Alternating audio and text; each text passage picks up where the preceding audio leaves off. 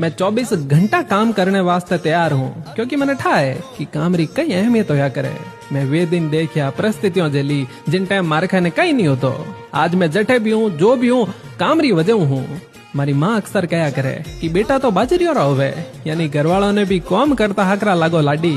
आई realised कुछ कर दिखाओला खने कहीं होवेला तो लोग रेस्पेक्ट करेला।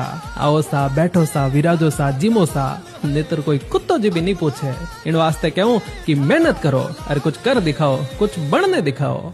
Wish you all the best. मैं खलबली है सिंगों की चाल है। मैं 24 घंटा काम करने वास्ते तैयार हूँ क्योंकि मैंने ठाया है कि काम री कई अहमियत होया करे। मैं वे दिन देखिया परिस्थितियों झेली जिन टाइम मारे खाने कई नहीं होतो। आज मैं जठे भी हूँ जो भी हूँ काम री वजह हूँ। मारी माँ अक्सर कहा करे कि बेटा तो बाजरियो होवे, यानी घरवालों ने भी कॉम करता हकरा लागो लाडी। आई रियलाइज्ड कुछ कर दिखाओ।